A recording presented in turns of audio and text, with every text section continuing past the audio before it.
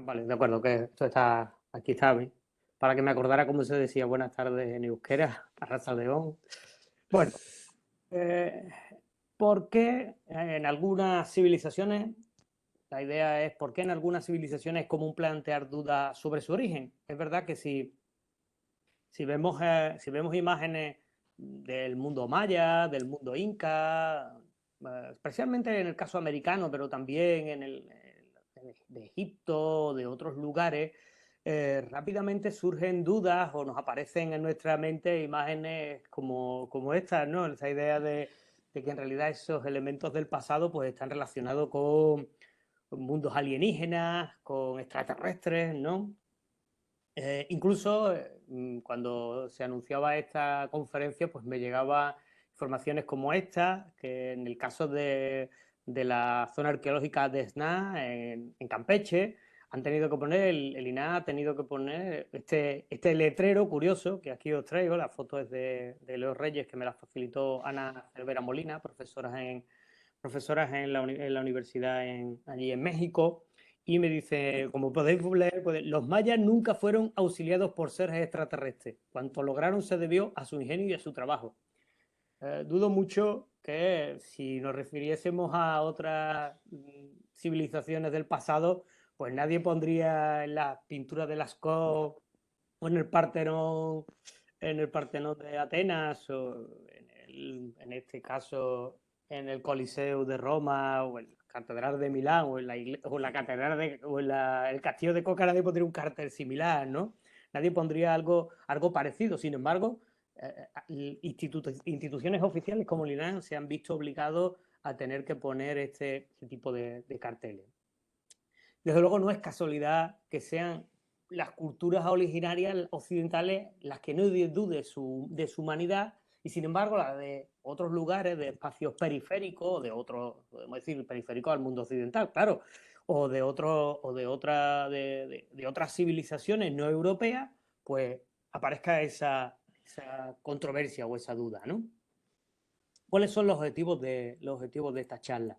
Bueno, quiero señalar bien claro cuáles son, porque a veces me ha pasado que cuando he hablado de estos temas, pues pensaban que yo voy a defender, podemos decir, la humanidad voy a explicar cuáles son voy a demostrar cuáles son las auténticas maneras en las que los antepasados del mundo prehispánico, en las poblaciones de la América prehispánica o en África o en otros lugares de Asia o de Oceanía, los humanos consiguieron construir esos edificios. No, realmente ese no es el trabajo. Primero, porque no soy un especialista en el tema. Segundo, porque creo que la problemática está en otro lugar. Por lo tanto, en esta charla no vamos a refutar afirmaciones que no están contrastadas. Por lo tanto, no voy a entrar en ello, porque básicamente la pseudociencia, que es del tema del que vamos a hablar hoy, es una mera especulación. Y voy a tratar de demostrarlo, ese va a ser parte de mí. Porque lo que hacen es simplemente ficcionar. O sea, hacer ficciones, cuando no directamente, son simples falsedades. Por lo tanto, el trabajo de los historiadores no es demostrar que es falso, sino que es verdadero. Sin embargo, el peligro de este tipo de mentiras, de ficciones, es que se pasan por verdades, las llaman así, ocultas, ¿no? Hablan de que esto está dentro del ocultismo, esoterismo. En el fondo lo sitúan en un plano de como es que es una verdad que la mayoría de la gente no quiere que se conozca. Bueno, realmente esto, ya digo, como científico, y en este caso, como estamos hablando para un público universitario, lo que hay que señalar que una verdad es algo que puede ser demostrado sin lugar a dudas, con pruebas verificables, y que debe ser y además hacerlo superando un juicio crítico. Esa es cuando alguien habla de verdad, esa es la única verdad científica para nosotros. Y por lo tanto, cualquier otra cosa, ya digo, no entra dentro del campo de alguien como yo, que soy profesor de universidad, que está hablando en este caso para un público universitario, aunque sé que en este caso, como hemos hecho cierta publicidad con la conferencia y ha estado en redes, pues quizás algunos de los que nos están viendo a través de Internet, pues aunque no sean académicos, en este caso van a tener la oportunidad de asistir a una charla completamente académica. Por tanto, ¿cuál es el objetivo de esta charla? Pues el objetivo es, lo que yo pretendo hacer es poner qué hay detrás de la idea de que los alienígenas ancestrales fueron los que permitieron que se produjera un progreso en las civilizaciones no europeas, que fueran tan civilizadas como para alcanzar las cotas que tuvieron. Y por supuesto, como el título de la conferencia deja ver, pues evidentemente lo que hay son unas ideas basadas en la xenofobia y en el racismo. Aprovecho en este caso una frase de una de las personas que, como también señalé más adelante, me han servido de referencia, de guía, como es Luis Alfonso Gámez, allí también él es también del País Vasco. Es una de las personas que desde luego a mí me sirvió inicialmente, antes de empezar esto, a tener una información al respecto. Pues se trata de demostrar que la conjugación de historia y alienígena es una muestra nada inocente del supremacismo blanco, de un supremacismo blanco. Y voy a tratar de demostrarlo en esta conferencia. Yo creo que también habría que empezar por definir racismo. Antes de nada tendríamos que señalar exactamente a qué nos estamos refiriendo con racismo, perdón.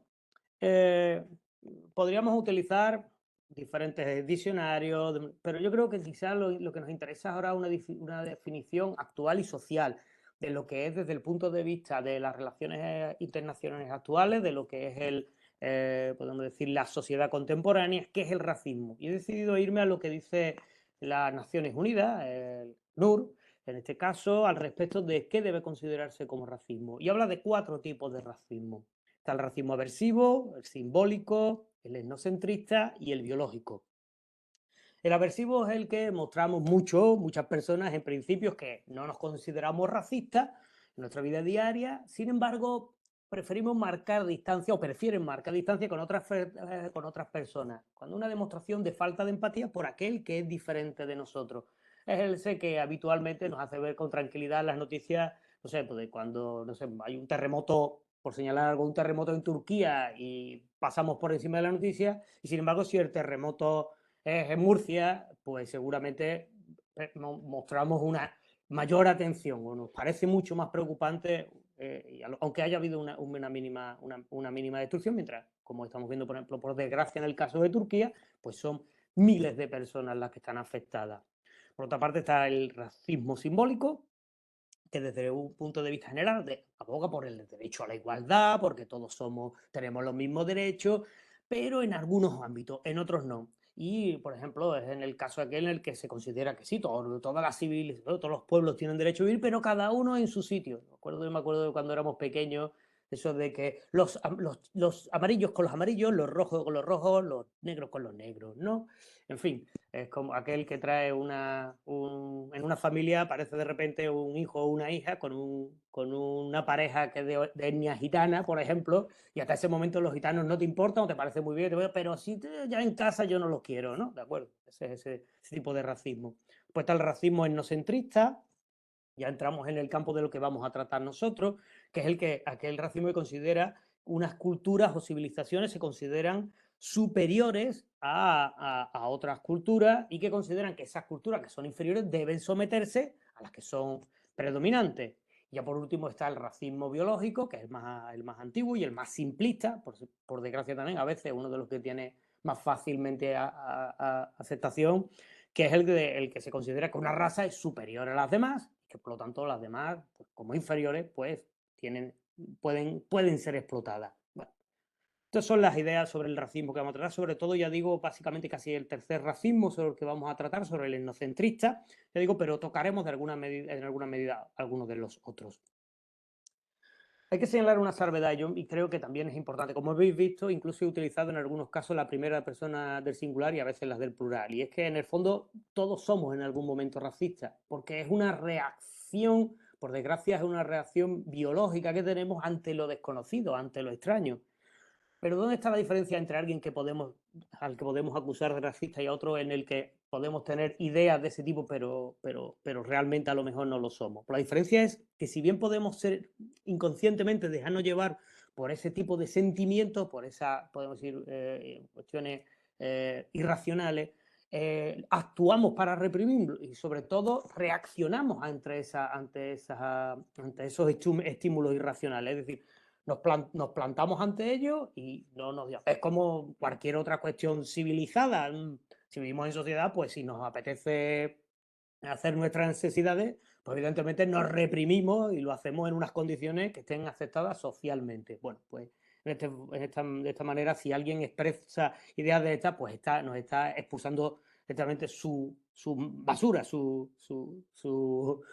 restos interiores de una manera no correcta para lo que al menos una parte importante de la sociedad consideramos debe de ser. Otro elemento que es importante es que esta conferencia no va a estar articulada sobre meras, podemos decir, opiniones o percepciones personales, porque evidentemente no iría mucho más allá del plano, podemos decir, de la opinión, ¿no? De la que pueda tener yo, que puede ser más o menos formada, claro, como profesor universitario, como persona que habitualmente está informado en los medios de comunicación de masas, o que tiene algún interés. Yo creo que para plantear un tema de este tipo hay que ir un poco más allá. Y desde luego voy a señalar cuáles son mis fuentes, mis referencias y sobre qué está articulado esta ponencia, sobre qué ideas están articuladas esta ponencia. Y desde luego quiero señalar que mi primer referencia y la persona a la que a mí, podemos decir, a mí me sirve para entrar en esto es una persona que desde la divulgación científica rigurosa, como Luis Alfonso Gámez, ha estado rebatiendo, también desde su círculo escéptico de Bilbao, ha estado tratando de rebatir estas ideas con esta preocupación que ya mostrábamos otros, desde otros lugares, desde luego ya digo, además con un acceso a medios de comunicación como el periódico El Correo, de una gran importancia, como bien saben ustedes, en el País Vasco, pero bueno, lo señalo para los que nos estén viendo desde otros lugares, que incluso tuvo la oportunidad de plantear una serie en la televisión de Euskadi, como la serie Escépticos, y ya digo, y que organiza habitualmente conferencias en el Círculo Escéptico de Bilbao, en la que he tenido la suerte de poder participar con una conferencia muy similar a esta que hoy día a la que están ustedes acudiendo, y a la que agradezco que tomen su tiempo para escucharme.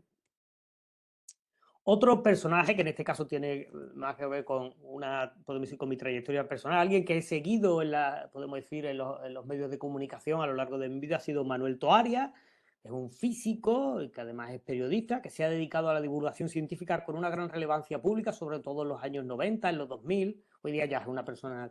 Hoy consulté simplemente qué edad tenía Manuel Toaria, porque llevo escuchándolo medio toda la vida y claro, ya es un señor que está prácticamente en la jubilación, con 78, aunque sigue muy activo, sobre todo participa, creo que en Radio Nacional, en algún programa, y que además fue director científico de la Ciudad de las Artes y las Ciencias. En este caso, Manuel Toaria, yo lo recuerdo cuando podría tener la edad que tienen ahora ustedes, los estudiantes que están en sala, o otros estudiantes que nos estén escuchando por otras vías, pero que lo recuerdo especialmente beligerante con todas estas pseudociencias, especialmente con todo el tema de ovnis y alienígenas, y que ha sido muy combativo además en medios de comunicación de masa y que ha servido un poco para contrarrestar de lo que vamos a hablar hoy. Digo, a día de hoy sigue y en su momento además utilizó bastantes argumentaciones que creo que son muy válidas para poder luchar contra este tipo de ficciones o especulaciones al respecto de extraterrestres.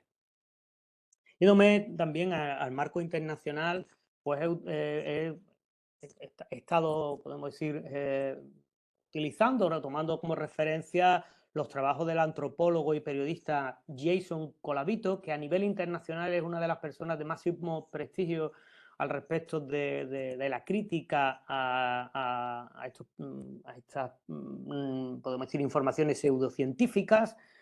Publicó este libro que aparece aquí, que es el Foundation of Atlantis, Ancient Entrance and Other Alternative Paths, de 2015, en el que con una rigurosa utilización de documentación desacredita muchos de los programas, por ejemplo, que se emiten en canales como History Channel, del que vamos a hablar nosotros. Nosotros vemos esos programas a través de Discovery Max o de Max, que es como podemos decir, una filial de estos canales, que son hermanos, y aquí podemos ver sus producciones. Y además se ha dedicado a luchar contra numerosas webs de extrema derecha que secundan estas ideas. la idea principal que mueve a Colavito y que traigo aquí citada es que la idea de que los extraterrestres construyeron las pirámides no es tan divertida cuando atrae a los jóvenes a sitios web que rápidamente cambian extraterrestres por judíos y comienzan a hablar sobre cámaras de gas. Ya desde luego, la llamada de atención que hace Colavito sobre estas cuestiones, sobre esa interconexión entre extraterrestres y ideas supremacistas y racistas, pues desde luego ya de por sí merece la pena de que tomemos atención por el tema. Desde un punto de vista más académico y más, podemos decir, más formal, Gail Fritz, en este caso profesora de la Washington University de San Luis, es una arqueóloga que se dio cuenta que dando sus clases se aproximaban muchos de los alumnos desde esa perspectiva de pseudociencia y organiza desde hace un tiempo un curso en su propia universidad que es sobre estas, podemos decir, de estas fantasías y falsedades arqueológicas. Lo hace junto al profesor David Freidel, es un curso que imparte oficialmente la universidad. Y aquí aprovecho para traer algunas de sus declaraciones para hacerlas mías. El público está invadido por la pseudoarqueología y los mitos sobre la arqueología, algunos de los cuales son engaños y otros se remontan a la fundación de los Estados Unidos. Según Fritz, el racismo es un tema cultural fundamental y al no hablar de eso no le estamos haciendo ningún favor a nadie. De hecho, tenemos que hablar de esto claramente, en mi opinión, en las clases. Esta es la razón por la que estoy dando yo aquí la conferencia, cuando estas reflexiones de Gail, desde luego, creo que deberíamos tomarlas más en cuenta muchísimos más de los profesores y especialistas en historia. Tenemos posibilidad y acceso a los alumnos, porque desde luego no podemos mirar para otro lado o tomarlo como algo sin importancia, el que va, bueno, son pequeñas, podemos decir, bromas o cuestiones secundarias. Pues creo que no, porque la capacidad de transmitir ideas que tienen estos comunicadores de lo falso, pues llega mucho más lejos que nosotros mismos y quizás conferencias como esta o clases como la que propone la profesora Fritz, lo que nos permite es podemos decir de alguna manera, inocular podemos decir, una capacidad de defensa ante estas ideas entre los que en el futuro van a ser profesores, investigadores, en el fondo agentes especializados en historia que forman parte de nuestra sociedad, que van a formar parte de la sociedad, como vosotros, los alumnos que hoy me estáis escuchando, y que podáis combatir este tipo de sandeces y tonterías.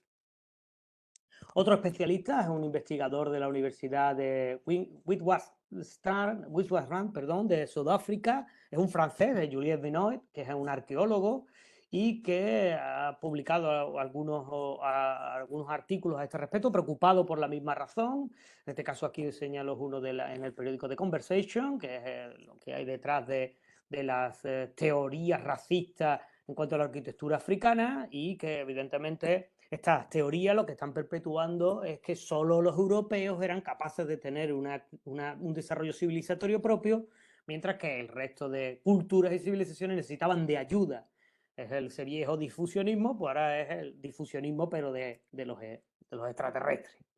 Otro especialista es Christopher Hanning, que en este caso es profesor de historia latinoamericana en la Universidad Estatal de Pensilvania, que él se ha preocupado específicamente sobre los problemas de la arqueología prehispánica y estas corrientes pseudocientíficas y que lo que ve claramente detrás de estas ideas es un claro racismo, así una percepción, en este caso él lo estudia desde Estados Unidos, hacia las poblaciones latinoamericanas, cómo es posible que podemos decir, estos latinos puedan tener antepasados con esas culturas tan gloriosas. Evidentemente, según estas teorías racistas, pues esto debió tuvo que ver con la llegada de alienígenas.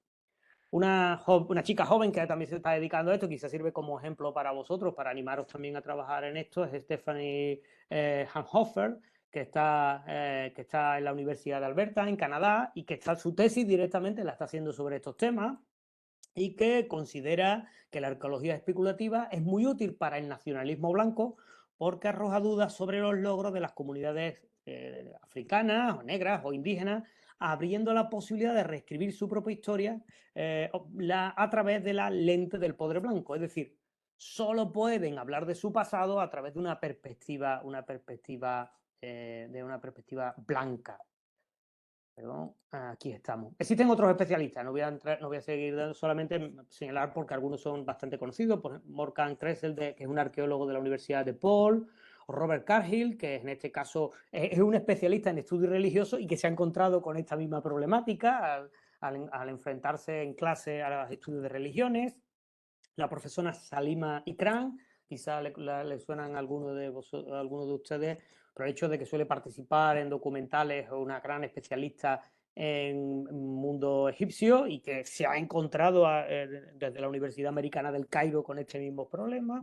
Hola, en este caso no es una historiadora, pero es una bioantropóloga, es decir, esa proximidad entre la antropología y la genética, como Christina Kilgroth, que considera que la comunidad científica se posicione y actúe contra estas peligrosas afirmaciones, que además cuentan con potentísimos altavoces, como son canales de televisión, canales de radio y páginas web que están continuamente vertiendo esta basura, y mientras que los académicos, pues nuestra capacidad de difundir o luchar con estas ideas es mínima, y nos encontramos con que los alumnos, cuando nos llegan a la universidad, nos llegan con estas ideas preconcebidas.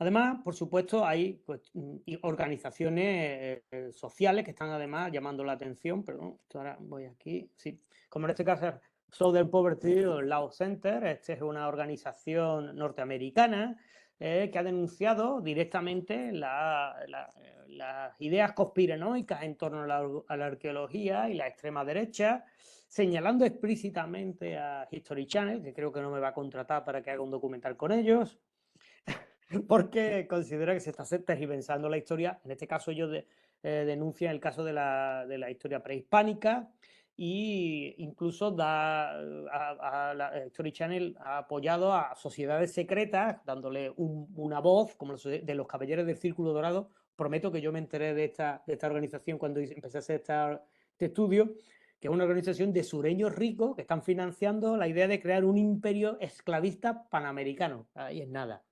En fin, esta es una organización oficial. Aquí tiene los datos completos de esta organización por si quieren tener más información al respecto. Es curioso como incluso hay críticos de estas teorías desde la extrema derecha, en este caso porque ya ellos son más racistas que esto, porque en este caso he traído las ideas de un tipo, un tal Patrick Schooner, que por las informaciones que he encontrado controla varias jueces supremacistas blancas que utilizan simbología abiertamente nazi, y que considera que evidentemente de defender las teorías alienígenas centrales es robar la autoría a la civilización blanca, que es a la raza aria superior, y que bueno, en todo caso, si hubo extraterrestres, solo ayudó a los pueblos, entre comillas, atrasados, pero no a los arios, por supuesto. En fin, creo que queda bastante claro esta idea de esta mezcla o conexiones entre racismo y las ideas, pero de todas maneras vamos a seguir ahondando en ello. Me gusta además como americanista, porque realmente a lo que me dedico es a la historia de América, y sé que varios colegas americanistas o bien han seguido estas conferencias o me seguirán en esta hoy.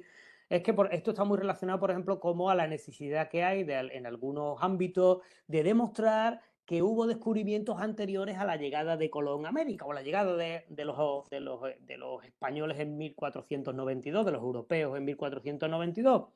La idea de la llegada de vikingos, celtas, escoceses. Ya digo, esto está bastante claro que es la intención de mostrar de que no puede ser un latino del sur mediterráneo el que haga un logro tan importante para la humanidad. Tiene que ser un ario blanco de ojitos claros. Pero para mostraros un vínculo directo, he señalado un ejemplo muy particular, como es el de Scott Walter, que llegó a tener un programa en History Channel. Entonces, los grandes divulgadores de estas teorías, se llama American Unheard, en la que defendía la llegada de los celtas y los escoceses para colonizar Norteamérica. Pero solo para señalar un dato, lo que apareció en este programa fue publicado en el libro de Frank Joseph, Lost World of Ancient America, en el año 2012, es decir, hace relativamente poco tiempo. Pero Frank Joseph es nada menos que Frank Collins, es un seudónimo que utiliza para publicar, que fundó en 1970 nada menos que el Partido Nacional Socialista de América, sí, el Partido Nazi de los Estados Unidos. Bueno, pues ahí hay un vínculo también interesante para tener en cuenta. Y ahora vamos a hacer una pequeña historia. Soy historiador y quiero contaros cómo se ha formado esto y para que entendamos también por qué tiene esta larguísima importancia, por qué tantos de nosotros podemos dejarnos llevar por estas ideas y por qué también a lo mejor los programadores televisivos no podemos decir, no rechazan que esto sea emitido. Bueno, pues ya digo, voy a intentar explicar su historia. Primero, señalar un antecedente desde el punto de vista científico. Y es que no hay que olvidar que hubo una ciencia auténtica, reconocida como auténtica, como verdadera, que era abiertamente racista. En el siglo XIX, en nuestro mundo occidental, hubo teorías que eran racistas y que eran, podemos decir, aceptadas por el común de los científicos. Eso es como una especie de pozo que sigue existiendo, que sigue ahí vigente, y que, por desgracia, aunque los científicos serios, evidentemente, ya hoy no lo defienden, pero en la sociedad queda una pequeña parte o una parte al respecto de ello.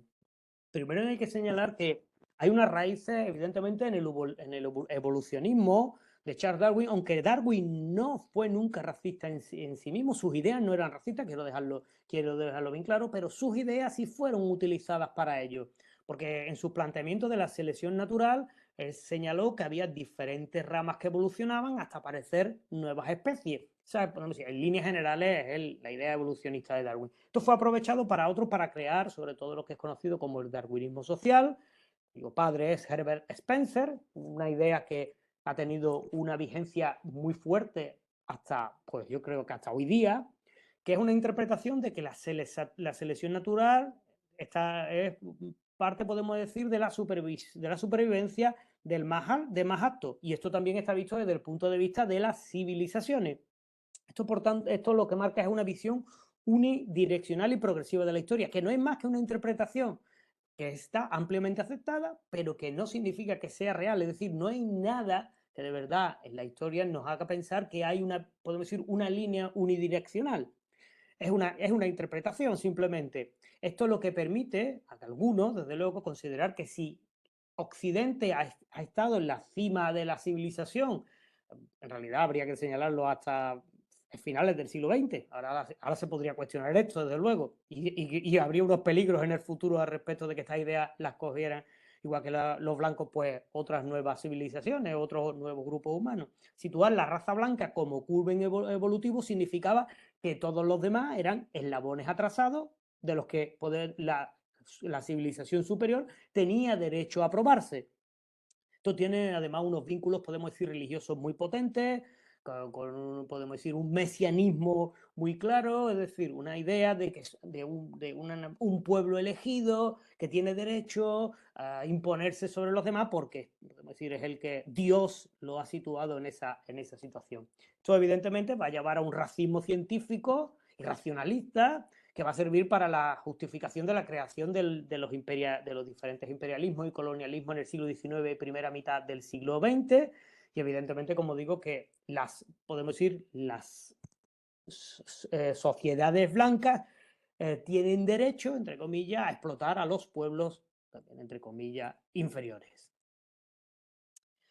Esto, podemos decir, es la idea, entre comillas, científica que utilizan algunos para poder justificar sus teorías al respecto del racismo, de los alienígenas ancestrales.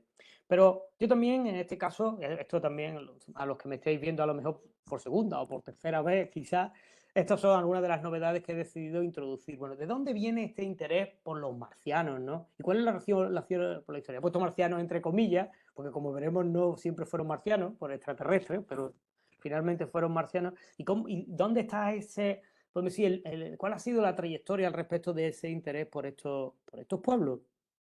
Y primero hay que señalar unos antecedentes literarios y filosóficos muy significativos y muy importantes durante una buena parte de la humanidad, que os traigo, todo esto, lo que yo le digo a mis alumnos, no me hagáis los PowerPoint con muchas letras. Pues aquí tenéis, PowerPoint con muchas letras.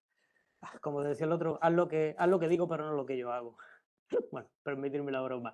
Simplemente era por traer de manera concreta una evolución al respecto de cómo han sido, podemos decir, las producciones intelectuales al respecto de los seres que viven en otros espacios que no era la Tierra, es decir, esos extraterrestres esos alienígenas, ¿no? Y hay que señalar ya que desde el siglo II después de Cristo, el griego Luciano de Samosata, en sus relatos verídicos, relata una serie de viajes a la Luna, hablando de cómo vivían los selenitas, los habitantes de la Luna. La idea de extraterrestres que viven en la Luna tuvo muchísima vigencia y muchísima fuerza. Veremos cuando aparece la idea de marciano. Durante en realidad el mundo antiguo, perdón, durante sobre todo en la época moderna, la mayoría de reflexiones al respecto van a tener lugar, sobre todo en el siglo XVII, y muy relacionado con cuestiones filosóficas. Por ejemplo, Francis Godwin va a escribir The Man in the Moon, que es un discurso sobre los viajes precisamente, supuestamente, de un español, Domingo González, que fue a la Luna. En el fondo es una especie de disertación al respecto de paradojas e ideas, al respecto de planteamientos utópicos. Y en este caso es una obra que tuvo muchísimas traducciones, fue incluso a lo largo del siglo XVIII, fue traducida al francés, al holandés y numerosísimas reediciones. Fue una obra que tuvo un gran impacto. Fue publicada en 1638. Esto coincidió en el tiempo aunque en realidad se había escrito antes, la había escrito en los años 20, creo que del siglo XVII, en otros escritores, en este caso como John Wilkins, que siguiendo la estela de Wilkins, va a escribir The Discovery of the World in the Moon, o sea, el descubrimiento de un mundo en la Luna, que también es muy parecido a lo que hemos visto antes. Otro personaje que nos suena podemos decir, por la versión del siglo XIX, Cyrano de Bergerac. Cyrano de Bergerac, lo que nosotros conocemos, o aquellos que lo conocen, quizás sea la versión cinematográfica o la teatral del siglo XIX, que es una obra de teatro XIX que está inspirada en un personaje real, que fue Cyrano de Bergerac, que vivió en el siglo XVII y que escribió una obra muy curiosa, que es El otro mundo, que es la historia cómica de los estados e imperios de la Luna, después más tarde otros del Sol.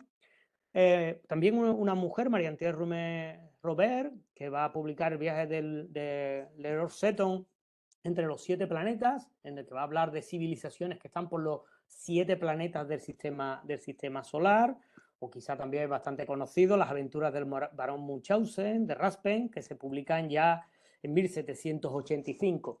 En realidad todas ellas son obras que están podemos decir, emparentadas con por ejemplo, los viajes de Gulliver de Jonathan Swift, es decir, ese viaje de ficción, que en el fondo lo que está es haciendo una parábola filosófica sobre la realidad humana, haciendo comparaciones entre lo que ocurre en nuestro mundo real y lo que ocurre en mundos imaginarios. La intención, por tanto, es filosófica, es una intención puramente filosófica destinada, ya digo, a hacer reflexionar a la persona, incluso a veces también de manera cómica, de manera burlesca, al respecto de la sociedad que tenemos. Pero esto va a dar lugar a que aparezcan ya, incluso ya a principios del siglo XIX, la utilización de los alienígenas para engañar, para contar historias que son abiertamente falsas con la intención de que son verdaderas, que es uno de los centros de nuestra intención. Hay que señalar que nada menos que en 1835 el periódico The Sun, en este caso el de Nueva York, publicó una serie de 6 artículos sobre supuestamente, copiándolo, era una práctica común en ese tiempo, unos supuestos artículos aparecidos en el Edinburgh Journal of Science, que estaban firmados por un prestigioso astrónomo que existía, que era John Herschel, o sea, es un personaje que existía, y que describía los habitantes de la Luna, los que estaba viendo a través de un telescopio. El éxito fue tremendo, fue total. Y la idea de que se había descubierto vida en la Luna se distribuyó. Mira, lo que se demostró también poco tiempo después, porque el propio Herschel se quejó, que ni él había escrito esos artículos, ni existía esos trabajos, ni nadie había visto nunca eso. Pero es un primer caso de engaño masivo. En realidad, el autor del artículo lo que pretendía era hacer una broma y se le escapó un poco de las manos porque mucha gente se lo creyó, ¿no? Creyó eso. Ya digo, también a lo mejor un poco por toda esa literatura que hemos estado hablando antes, filosófico-fantástica, en el que una población no muy formada pues podía llegar a creer que eso era real.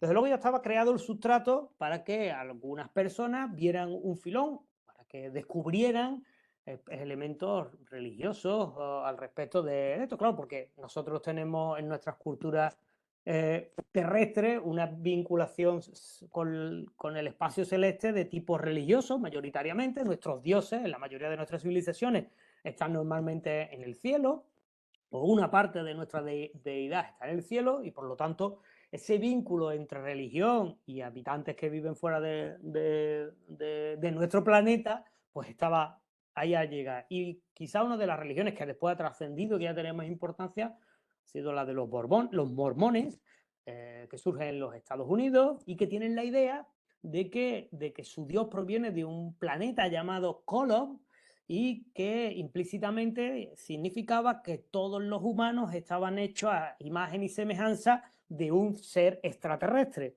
Más, como podéis ver en las imágenes, utilizando referencias de los jeroglíficos egipcios, en realidad falsificados, con lo que se unían de ese modo con civilizaciones anteriores. Es decir, una idea podemos decir, primaria al respecto de esos seres superiores extraterrestres.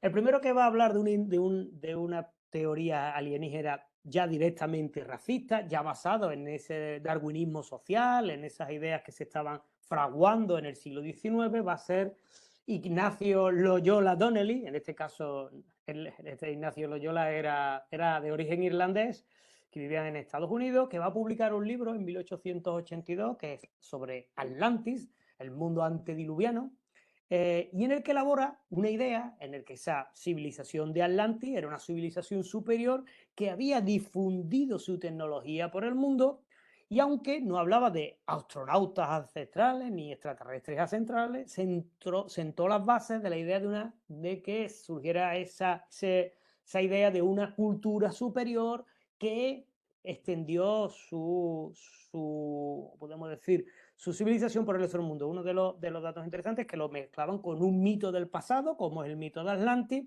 y este vínculo de la Atlántida con civilizaciones del pasado es una fuerza continua que sigue existiendo y que incluso supuestos prestigiosos divulgadores científicos serios siguen hablando de Atlantis continuamente, relacionándolo con civilizaciones. Por ejemplo, los que vivimos en el sur de España o venimos del sur de España, de Andalucía, y tenemos un vínculo con la cultura de Tarteso solo porque teníamos el mismo espacio, pues tenemos que escuchar continuamente que uno de los espacios para situar a la Atlántida es el lugar de Tarteso, y que Tarteso en realidad es la Atlántida. Bueno, esta idea, mezclar cuestiones filosóficas con supuestas ciencias. Creo que también es interesante que señalemos cuándo aparece el concepto de marciano. El concepto de marciano, que es relativamente nuevo, tiene que ver con los descubrimientos de un científico serio, al menos de su tiempo, como era Giovanni Schiaparelli, que es un italiano que se dedicaba a la astronomía y que a través de su telescopio descubre, entre comillas, una serie de canales en Marte. Aquí tenemos la descripción que hace Schiaparelli de los canales de Marte, y que hay podemos decir, un problema en la traducción. Los traductores pues a veces pueden traernos muchos problemas, y sobre todo si son de inteligencia artificial como los que utilizamos ahora, todavía más peligroso, lo digo, los que puedan usarlo. En este caso la traducción fue hecha por un humano, todavía no existía la inteligencia artificial, pero se equivocó también el humano. Y en este caso hizo una traducción del texto, y en lugar de llamar channels a esos canales que veis, los tradujo por canals. Canals es una palabra que significa en inglés que es una construcción artificial, mientras channels puede ser natural. Schiaparelli hablaba de canales sin más, y en este caso ese error en la traducción llevó a pensar, claro, cuando los anglosajones leyeron el trabajo de Schiaparelli, que había alguien que había construido esos canales. Esto va a llevar a un escritor, Percival Lowell, en 1895, escriba su obra Mars, en el que directamente ya sugiere que era fruto de una civilización avanzada que existía en Marte y que había, podemos decir, unido los mares de eso con grandes canales para evitar problemas de sequía. Bueno, ya vemos cómo ha aparecido también desde la ciencia, de la ciencia. Hasta el momento, en realidad, podemos seguir hablando de que todo esto son especulaciones, además de poco alcance, pero va a ser a través del auge de la ciencia ficción que bebe de todo esto que estamos viendo, que va a llegar al gran público estas ideas. Lo primero con obras como La Guerra de los Mundos, de H.G. Wells, que es editada por primera vez en 1897, con un enorme éxito popular.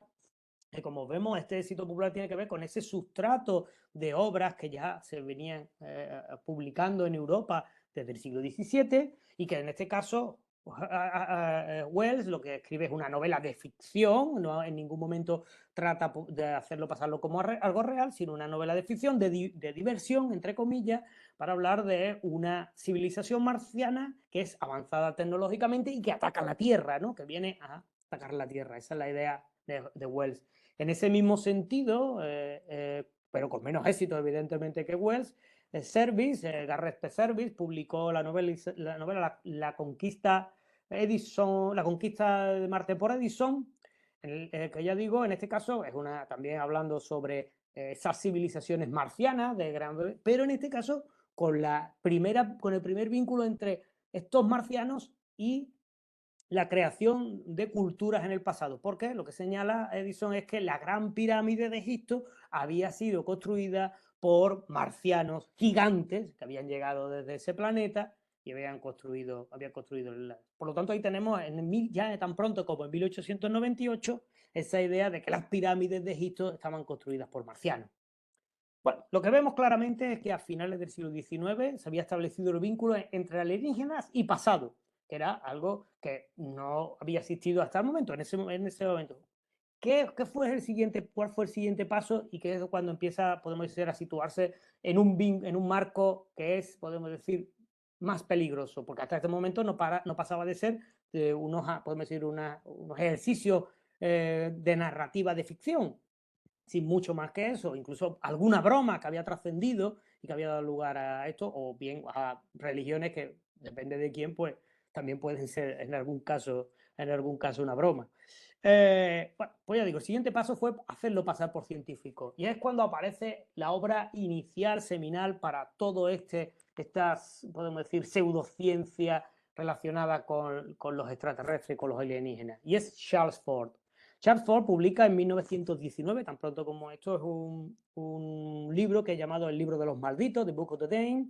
Cuando habla de malditos se refiere a aquellos documentos que están, podemos decir, expulsados por la ciencia por no ser reconocidos como verdaderos, en el que básicamente lo que hace Ford es un catálogo de cuestiones referidas a esos elementos de civilizaciones que tienen que ver con cuestiones que son, podemos decir, podemos decir, que han estado poco o mal explicadas por la ciencia en ese momento, en 1919. El problema de este libro es que lo plantea como un trabajo científico, puramente científico. No plantea la idea de que sea una novela, no plantea que sea una ficción.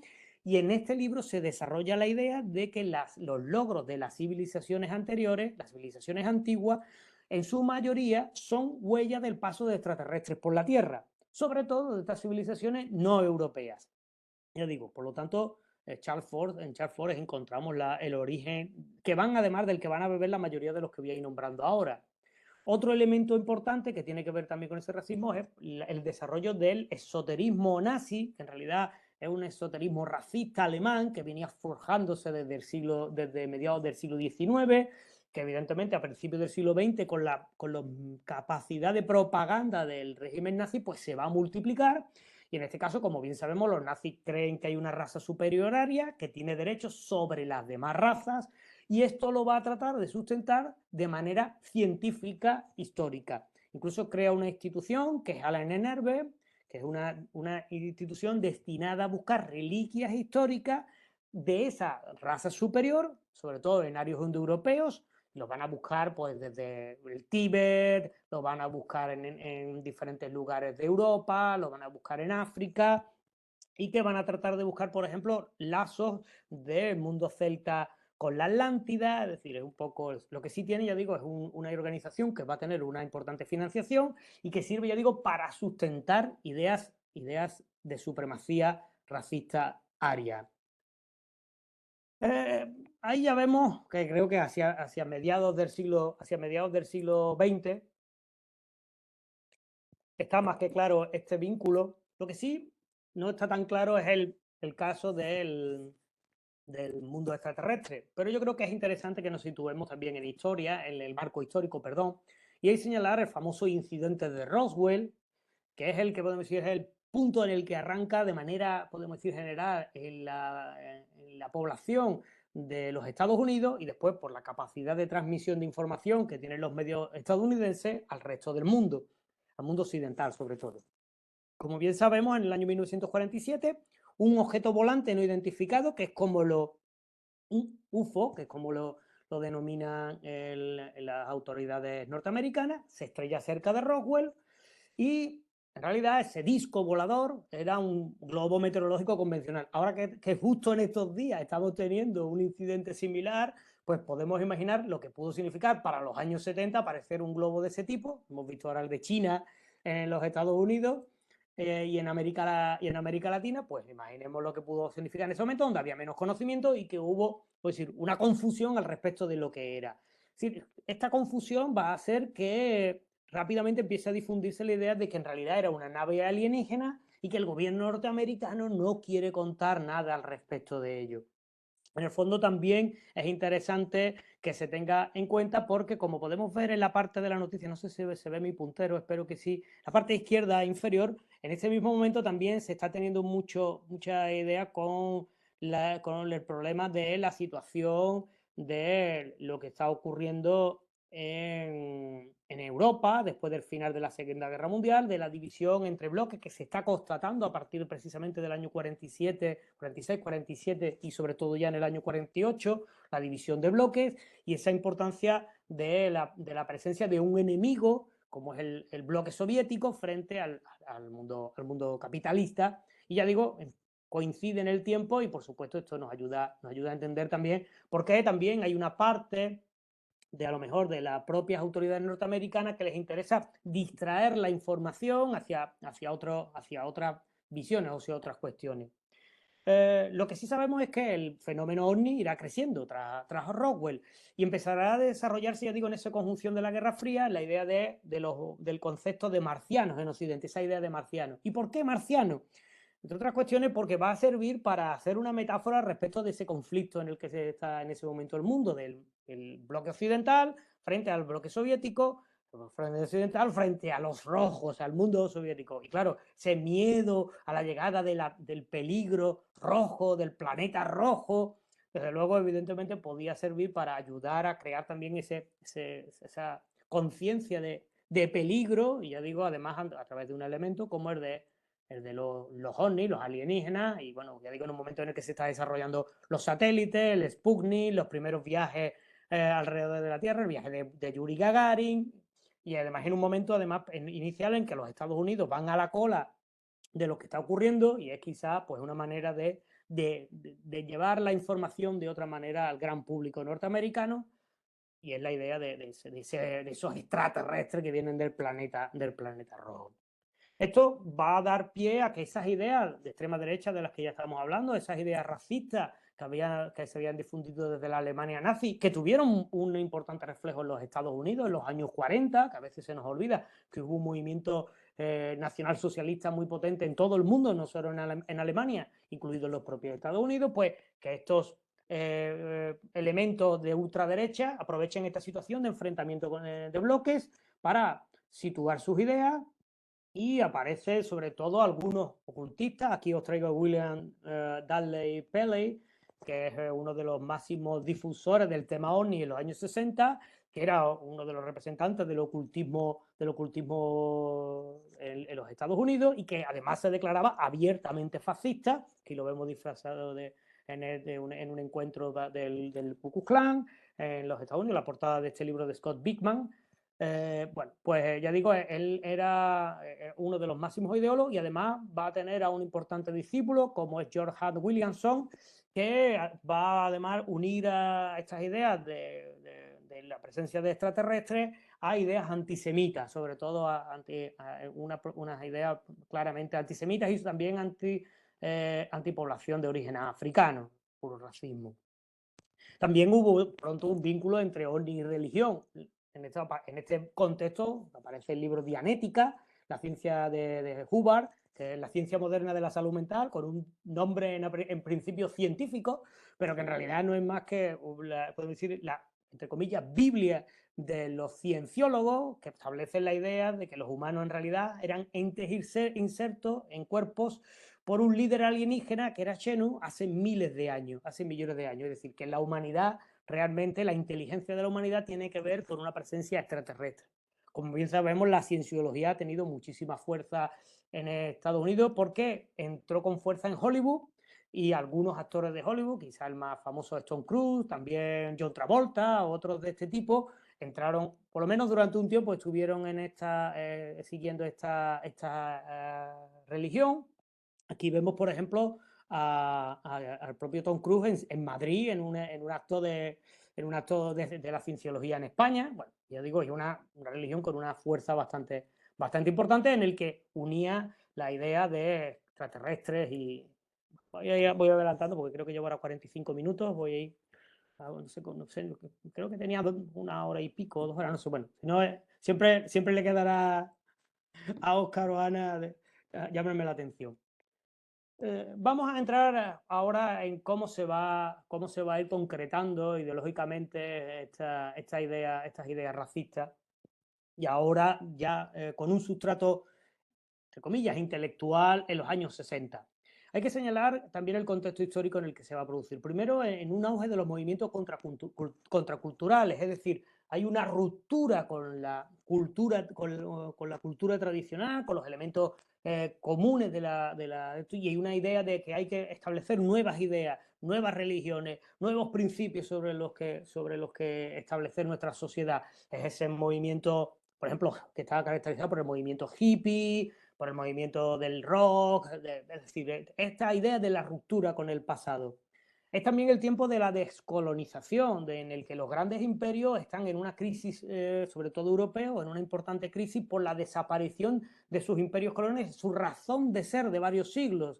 En el caso de Inglaterra y de Francia, más claramente, porque además, sobre todo en el caso francés, de una manera mucho más sangrienta, con guerras como la de Indochina, que acabará derivando en la guerra de Vietnam, o la guerra en Argelia, muy sangrientas para ellos y que por supuesto es un trasfondo ideológico con mucha fuerza, ya digo, y en Inglaterra con un proceso un poco menos violento, pero que también fue crítico para la sociedad británica, con fuertes tensiones sociales. Estos cambios van a dar lugar, por ejemplo, a la reivindicación de los derechos sociales de las minorías, sobre todo en Estados Unidos, en el caso de los movimientos antisegregacionistas en el sur de los Estados Unidos, con Martin Luther King, Malcolm X, es decir, con todos estos movimientos de tensiones sociales, y en un marco de crisis política central, quizá la del año 68, ¿no? La crisis del 68, que fue global, tanto en el bloque occidental como en el oriental, y que marcó la vida. Desde luego, el tema de los extraterrestres va a ser un tema más dentro de ese periodo de cambio que fueron los años 60, y donde curiosamente se va a recuperar sobre todo las ideas de Charles Ford de que los alienígenas fueron un factor histórico determinante. Es decir, es como una de estas ideas esotéricas más que se está viviendo en ese momento, pues se retoman las ideas de Ford. ¿Y quiénes son los principales ideólogos de la teoría de los alienígenas ancestrales? Pues ya digo, los vamos a ir desgranando y surgen en estos años 60. Es fundamental el primer trabajo, en este caso el de Louis Pauwels, que junto a Charles Berger van a publicar el libro El retorno de los brujos en el año 1960.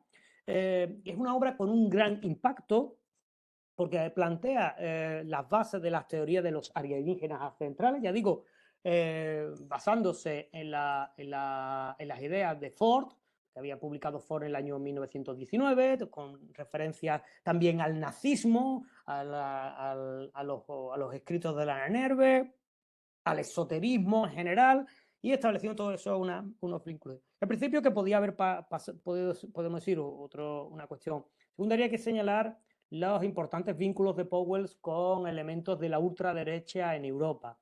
Él está muy vinculado al movimiento GRECE, que es el Grupo de Investigación y Estudio para la Civilización Europea, que es una formación ultraderechista que lo que defiende es la preponderancia de los pueblos indoeuropeos paganos, celtas, germánicos, como auténticos formadores de la cultura europea. Ya digo, esto está muy vinculado con las ideas nazis de los años 40.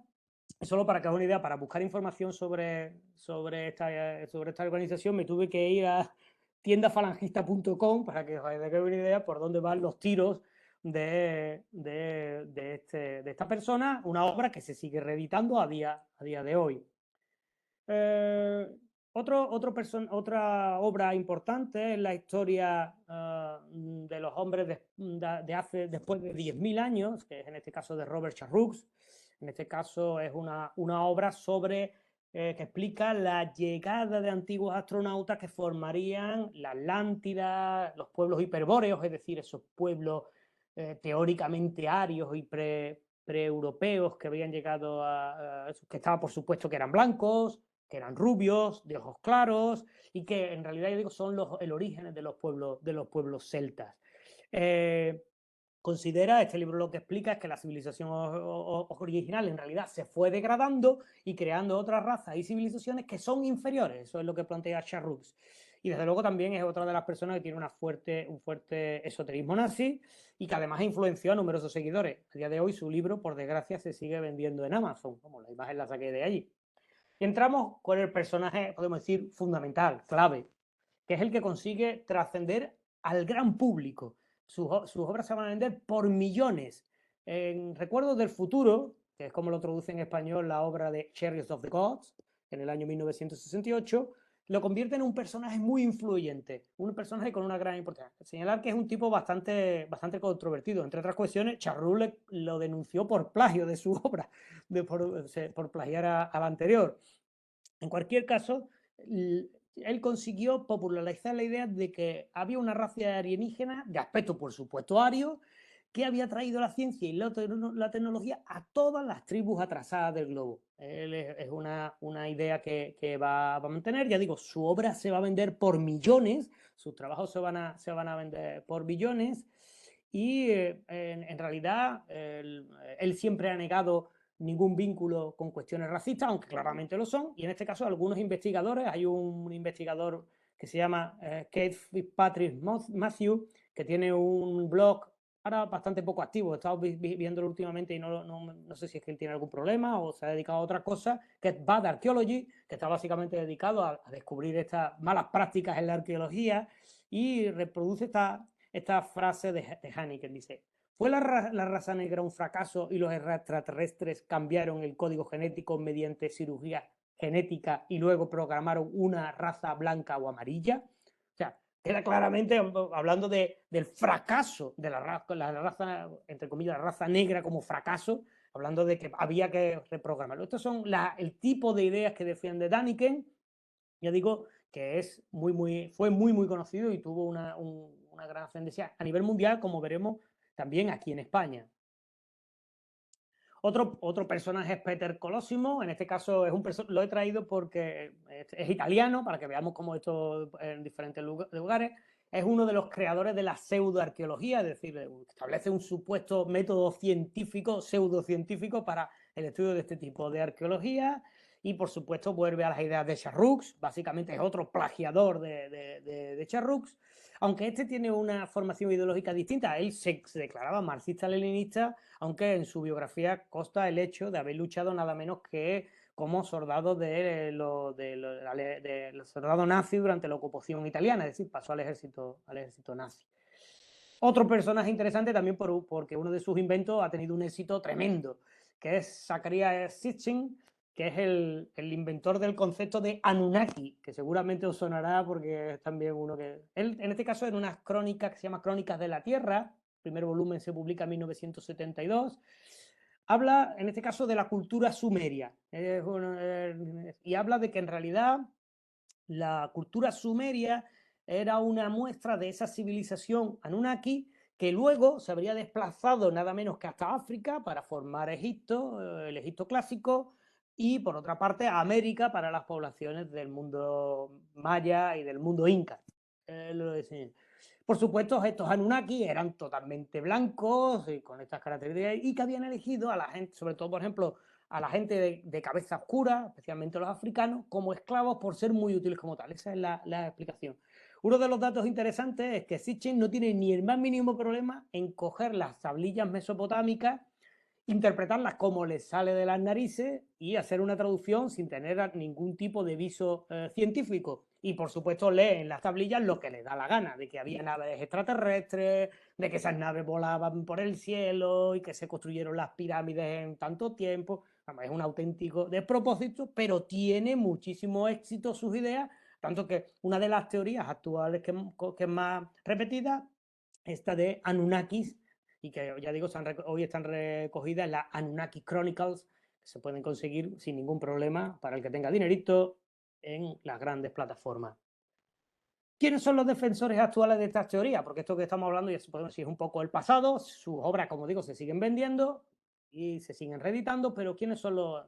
El más importante actualmente es Graham Hancock, que es un heredero sobre todo de las ideas de Daniken, pero que tiene una visión un poco más sutil, más civilina. Él sigue hablando, por supuesto, de la idea de astronautas ancestrales arios, ha publicado varios libros de programas History Channel, aunque últimamente ha cambiado un poquito.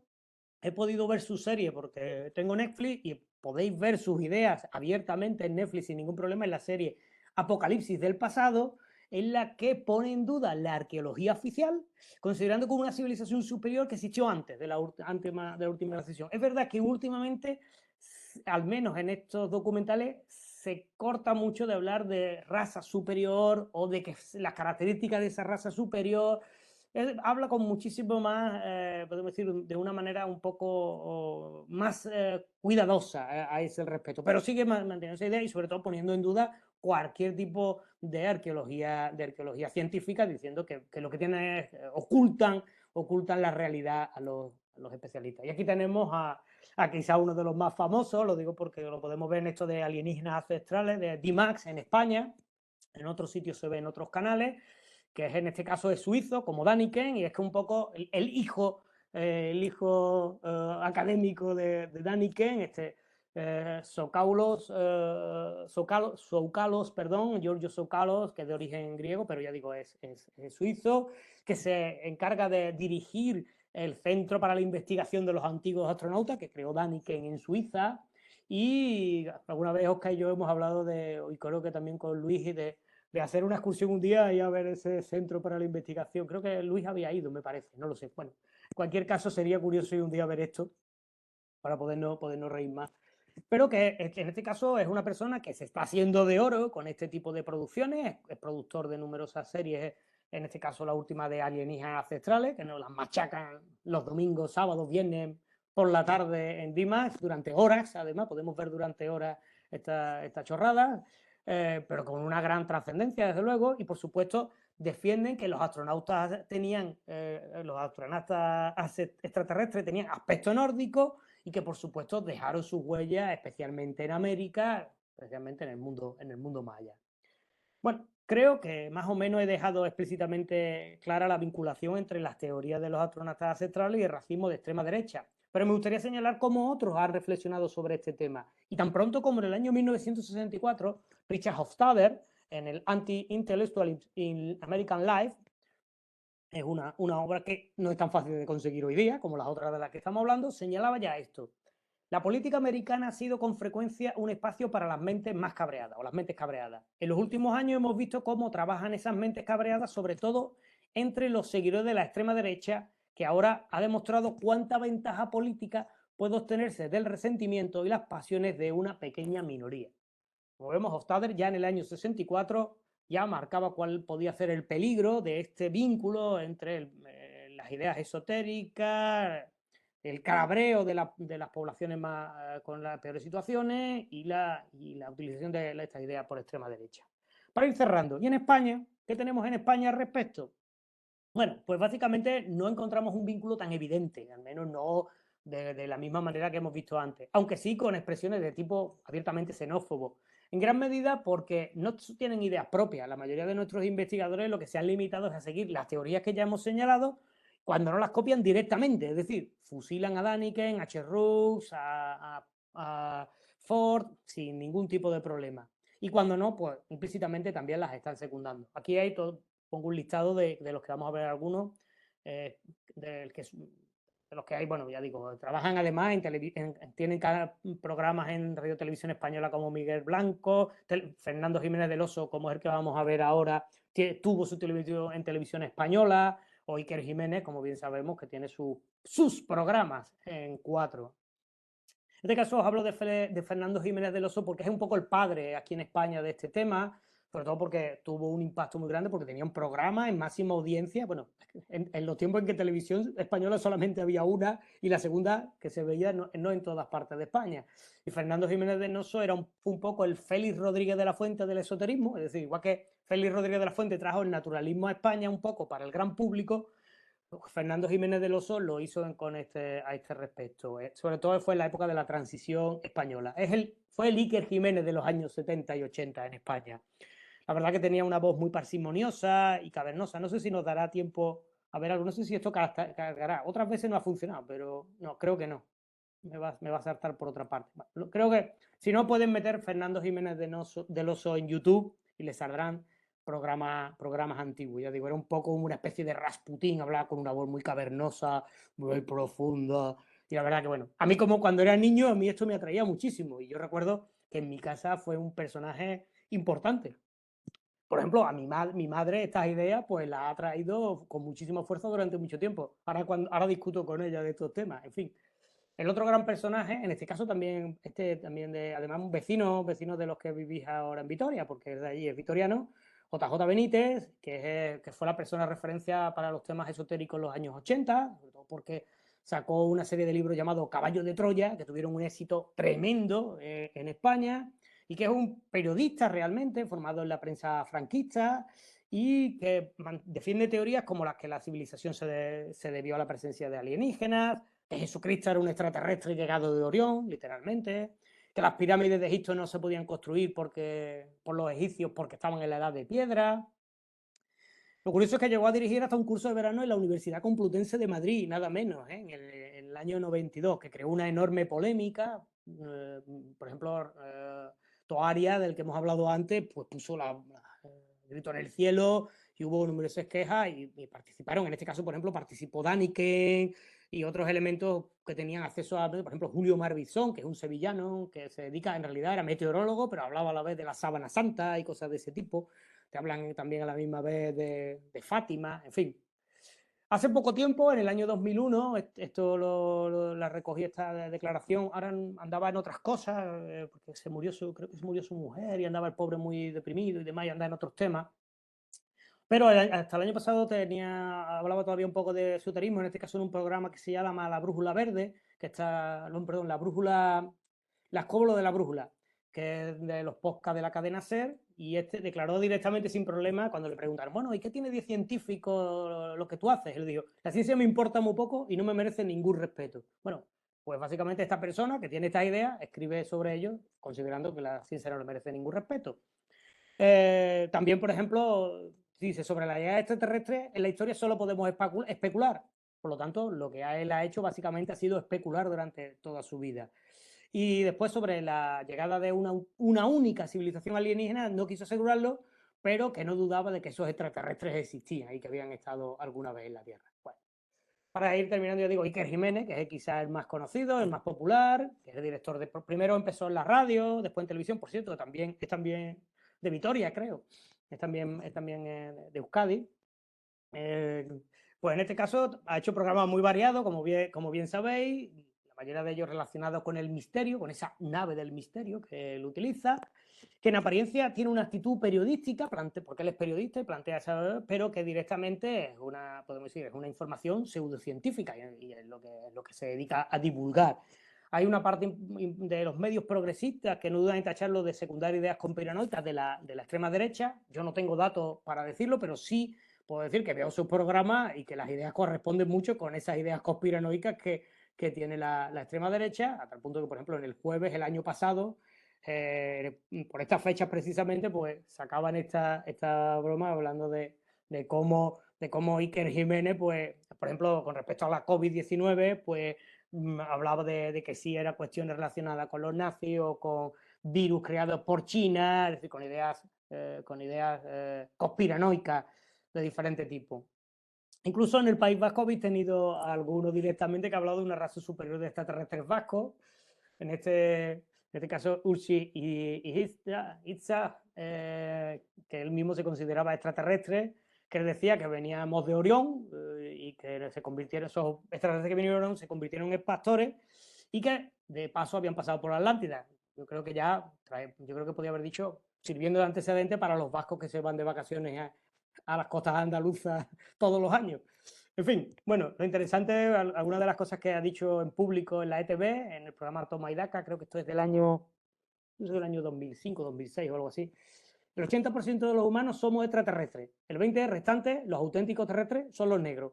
Los blancos hemos venido a este planeta para ayudar a evolucionar y progresar a los negros. Es decir, los negros son inferiores y nosotros, como somos racistas, venimos a la Tierra a echarles una mano. Como no somos racistas, venimos a la Tierra a echarles una mano. Ahí se quedó tan tranquilo. Evidentemente no es racista. Después de esta declaración, claro, entra en esos otros racismos de que estuvimos hablando. Por lo tanto, ¿podemos hablar de una apariencia blanca del esoterismo español? Pues no tanto, porque algunos están aprovechando el auge de estas ideas con intenciones, de luego, muy poco edificantes. Quizás los más conocidos son Nueva Acrópolis, es una organización, oficialmente una asociación cultural, que es una secta de afiliación de extrema derecha, que según el especialista en el tema, José Luis Rodríguez Jiménez, es básicamente una organización fascista y neonazi. Aquí podemos ver cómo saludan a un colega que pasa allí a lo lejos en una reunión. Y el propio Parlamento Europeo la tiene etiquetada como organización neonazi. Y ellos utilizan una apariencia de espacio de debate, podremos ver muchas veces por las ciudades, reunión de Nueva Acrópolis sobre los extraterrestres, sobre el milagro de Fátima, sobre cualquier cosa de este tipo, para hablar de temas supuestamente esotéricos, filosóficos, históricos, para en realidad acabar planteando sus ideas extremistas. O en un caso que todavía fue mucho más extremo, como fue la organización Edelweiss, que era una secta de ideología puramente nazi. Ese nombre, el Edelweiss, hace referencia a una flor importante para la cultura alemana, que entre el año 1971 y 1984 captó a multitud de niños o de chicos entre 10 y 13 años con la excusa de ser una agrupación de montaña, y que su líder se presentaba a sí mismo como un extraterrestre que había venido a salvar la humanidad. Por supuesto, un extraterrestre blanco y ario. El problema de esto, que puede haberse quedado una anécdota o una broma, es que mediante esta artimaña sometió a abusos sexuales y violaciones a cientos de niños. Si queréis tener más información, la Televisión Española ha producido un documental a este respecto, que se llama exactamente Organización Edelweiss, que es una serie, la verdad, que bastante dura, porque podemos ver las declaraciones de estos niños. Y yo a veces me planteo, cuando yo me sentaba con mis padres a ver al Jiménez del Oso y mi madre, y sobre todo se sentía atraído por estas ideas, si por desgracia esta organización hubiera estado cerca de mi casa y me hubiera pensado que era una buena oportunidad para mí el entrar en contacto con esto, si yo no podía haber sido, como otros tantos, víctima de la impunidad o de las artimañas de esta persona aprovechando estas ideas racistas y alienígenas. Bueno, conclusiones, ya termino, creo que llevo ahora mismo 1 hora y cuarto. Creo que en primer lugar hay que señalar que las teorías alienígenas ancestrales son claramente una ofensa contra el pensamiento racional. Por lo tanto, desde luego, como científicos, como personas que queremos tener un pensamiento científico y académico, no podemos secundarlas de ninguna manera. Porque se basan básicamente en el desprecio de la ciencia, como también hemos venido demostrando, porque plantean la idea de que es que hay la ciencia es realmente falsa y no quiere contarnos la auténtica verdad.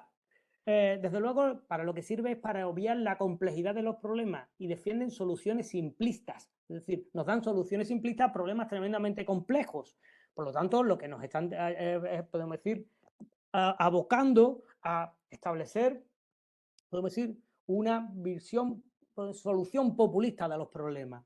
Desde luego lo hacen desde un supuesto criticismo, esa es la inteligencia de su planteamiento. Ellos supuestamente tienen una postura crítica con el pensamiento oficial, pero en el fondo realmente lo que están es planteando un pensamiento antiintelectual, es decir, no hay que reflexionar sobre las cuestiones, simplemente hay que creer mi verdad, o su verdad, que es la de que hubo una civilización superior, que es la que nos trajo, nuestro desarrollo.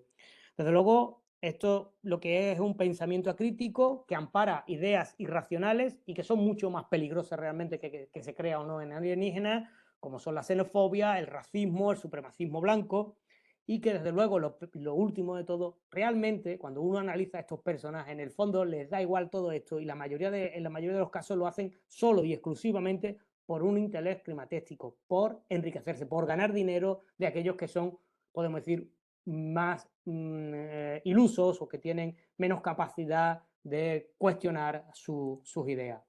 Así que hasta que no aparezca algo así, como lo que aparece en esta billeta cómica que me enviaron el otro día cuando se enteraron que estaba preparando esto, hasta que no aparezca algo de este tipo, pues realmente habrá que seguir considerando como patrañas, mentiras, falsedades, con una clara intención política, ideológica y económica estas, podemos decir, teorías de alienígenas ancestrales. Es que recasco, muchas gracias.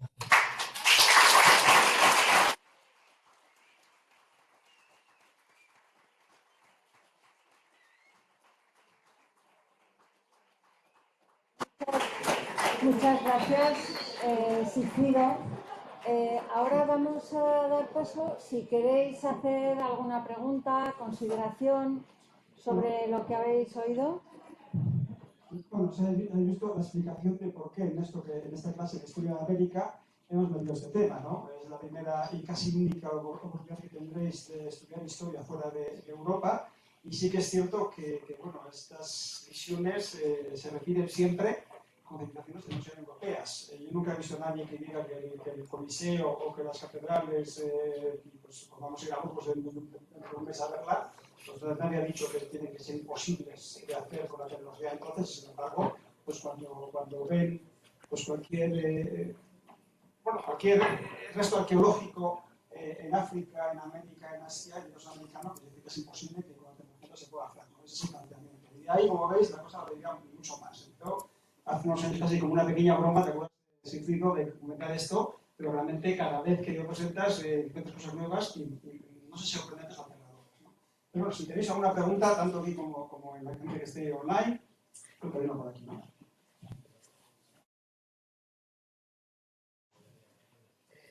Sí, yo me preguntaba a ver si también había... Si te pones de pie, a lo mejor él te puede ver, o sea, por distinguir Sí. por dónde estáis. Te veo, pero te escucho un poco flojo. Sí, a ver si esas teorías alienígenas y así también surgieron en el bloque este durante la Guerra Fría, de una forma u otra.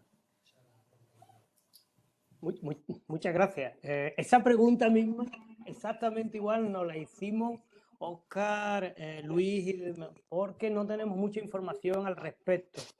He estado planteando a investigar más en profundidad el asunto, no he tenido mucho tiempo porque me dedico, una de mis cuestiones es que me dedico al estudio de Europa, de las relaciones de Europa del Este durante la Guerra Fría con América Latina. No he encontrado mucha referencia. He preguntado a algunos de mis compañeros y colegas, sobre todo de Checoslovaquia, de la antigua Checoslovaquia y de algún otro país, y ellos no me han sabido contar que eso existía. Lo que parece claro es que no fue tan generalizado ni de manera tan amplia como, si fue posible, como en Europa, podemos decir, en el bloque occidental. Lo que sí hubo un desarrollo muy importante y realmente de gran interés es una ciencia ficción en el bloque soviético muy interesante, pero lo que me consta es que se quedó dentro de ese marco de la ciencia ficción. Creo que puede tener que ver también con algunas otras cuestiones, referidas a la formación, podemos decir, más científica de los estudiantes en el bloque del Este. Puede ser. No, ya digo, pero agradezco la pregunta porque es una pregunta que yo también me hago y que nos hemos planteado en ocasiones anteriores, y prometo seguir investigando sobre ese tema. Sí, te pregunta, me parece que es Juan Luz Uriaga. Sí, No sí, entendí aquí bien. veo. Que no he entendido bien. Muchas gracias por lo de excelente. La verdad que, sinceramente, pido disculpas porque para mí es muy extraño dar las conferencias, las clases. Sigo a día de hoy, a pesar del tiempo que llevamos, hacerlo a través de online y además me apena mucho no estar allí en Vitoria, bueno, en realidad en Euskadi, que me encanta todos los años que me han invitado, he ido físicamente y además aprovecho para pasar unos días y siento mucho no estar. Y después porque para mí me resulta muy extraño, os veo ahí como puntitos en el fondo, pero bueno, ya digo, siento si no he sido lo suficientemente claro porque también el entorno para mí no es el más cómodo. Y si no, no sé si con respecto a Roswell, lo único que he querido señalar es que en el año 47 es cuando se produce el incidente de Roswell, que es básicamente que en la prensa aparece la idea de que un objeto volante no identificado ha sido derribado o ha caído en esa pequeña ciudad de Nuevo México. Y bueno, a partir de ahí empiezan a surgir ideas de que eso realmente era una nave extraterrestre, aunque el gobierno norteamericano, la versión oficial que da es que era un globo meteorológico que simplemente cayó a tierra en ese momento. Ya digo, es como el momento inicial, pero en el contexto político, ideológico del momento, pues sirvió de sustrato tanto para, podemos decir, ideas conspiranoicas, como también para ideas, podemos decir, de avisar sobre el peligro que llegaba desde el espacio. Ya digo, en ese momento, además del desarrollo de los satélites, de los primeros vuelos orbitales desde la Unión Soviética primero, bueno, ya digo, y en ese contexto es donde se va a fraguar y esa idea también del peligro rojo, ya digo, con los extraterrestres y los ovnis. No sé si con eso lo explico bien, Juan, si no, pues, si eres más concreto la pregunta, podría intentar ampliarlo. Te iba a comentar, Sigfrido, que al tema Sí. de Roswell sí queda un satélite meteorológico, pero justamente se había lanzado a la atmósfera para espiar si los soviéticos estaban haciendo pruebas nucleares. Sí, similar a lo que ocurrirá con la de China. Es la misma situación, es un globo espía, básicamente, ¿no? Luego hay un comentario que ha hecho, creo que es Sí, David, ¿no?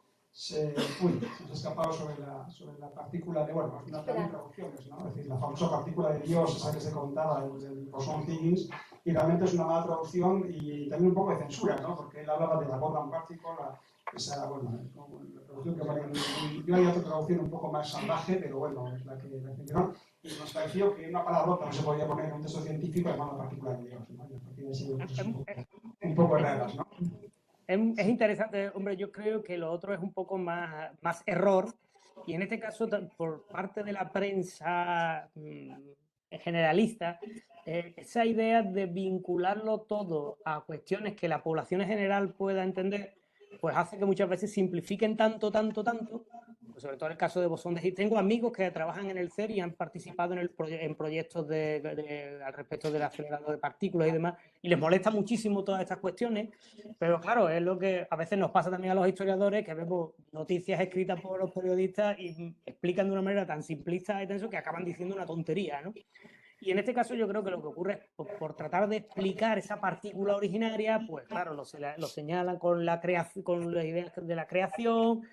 Y bueno, claro, si además para colmo tenía ese nombre inicial, que yo lo desconocía, pero bueno, lo apunto ahora, pues quizás ha llevado al error. Pero yo creo que tiene mucho más que ver con la torpeza y a veces la propia intención del periodista a la hora de transmitir una idea muy compleja, extremadamente compleja, a un público amplio.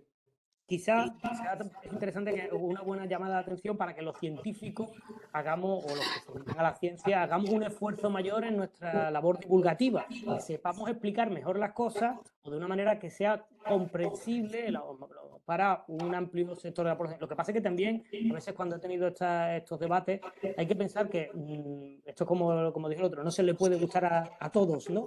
Entonces, es verdad que hay sectores de la población que no tienen la formación suficiente como para entender ciertos conceptos. Pero yo creo que al menos sí, a nivel de, por ejemplo, de estudiantes, al menos de que hayan pasado por secundaria y sobre todo por ámbito universitario, deberíamos ser capaces de hacerlo sin tener que recurrir a metáforas como la partícula de Dios, ¿no? Pero haber contestado, o por lo menos aprovechar el comentario de David. Bueno, Creo que aquí Alfonsina y algo más. Sí, de Argentina, si te has topado con el posarismo en Argentina y postula un comunismo extraterrestre desde el trotskismo.